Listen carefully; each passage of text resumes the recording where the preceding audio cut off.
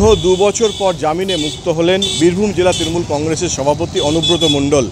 গরু পাচার মামলায় তিনি গ্রেপ্তার হয়ে 2022 সালের 11ই আগস্ট তিনি গ্রেপ্তার হয়ে এই নিচুপটির বাড়ি থেকে তাকে গ্রেপ্তার করে নিয়ে গিয়েছিল সিবিআই এবং তাকে তিহার জেলে 2 বছর আটকে রাখার পর অবশেষে আজ শুক্রবার রাউস এভিনিউ আদালতে তিনি জামিন পেয়েছেন। 10 লক্ষ টাকার ব্যক্তিগত জামিনে বন্ডে তিনি মুক্ত হয়েছেন। অনুব্রত মণ্ডলের কন্যা সুকন্যা মণ্ডল কিছুদিন আগে অর্থাৎ 2 সপ্তাহ আগে তিনিও জামিনে মুক্ত হয়ে রয়েছেন, তিনিও দিল্লিতে রয়েছেন। তার বাবাকে নিয়ে তিনি একবারে ফিরবেন এই প্রতিজ্ঞা তিনি করেছিলেন। তাই অনুব্রত মণ্ডলের কন্যা সহ অনুব্রত মণ্ডল হয়তো আর কয়েকদিনের মধ্যে বীরভূমে ফিরে আসবেন।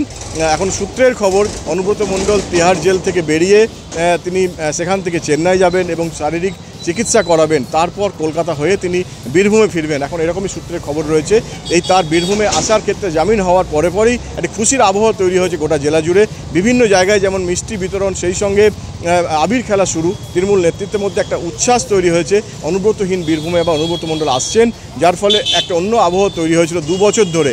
তারই মধ্যে তৃণমূল কংগ্রেস নেতৃত্বের অনেক ঝড় বয়ে গেছে, অনেক জল গড়িয়ে গেছে। তারই মধ্যে অনুব্রত মণ্ডল আবার আসছেন। অনুব্রত মণ্ডল বীরভূম জেলা যেভাবে তিনি হাতের মুঠোর মধ্যে রেখেছিলেন, তিনি তার দেখাশুনো করতেন, তার জন্যে তার অনুগামীরা একেবারেই উৎফুল্ল এই খবর আসার দিল্লি থেকেই। সঙ্গে সঙ্গে তারা বিভিন্ন রকম তাদের প্রক্রিয়া শুরু করেছেন। আনন্দ উৎসবের যেন একটা আবহ তৈরি হয়েছে, বিশেষ করে বোলপুরের বিভিন্ন জায়গাতে। সেই সঙ্গে তৈরি হয়েছে তার যে কার্যালয় রয়েছে বোলপুরের যে তৃণমূল কার্যালয়, সেখানে একটা আবহ তৈরি হয়েছে, একটা খুশির আবহ। আবির খেলা থেকে শুরু করে সমস্ত কিছু সেখানে তৈরি হয়েছে। অন্যান্য জায়গা বলা যায় রামপুরহাট, সিউড়ি, সমস্ত জায়গাতেই যেন একটা খুশির আবহ তৈরি হয়েছে তৃণমূল নেতৃত্বের মধ্যে। বীরভূম থেকে সুজিত মণ্ডল, নিউজ টাইম।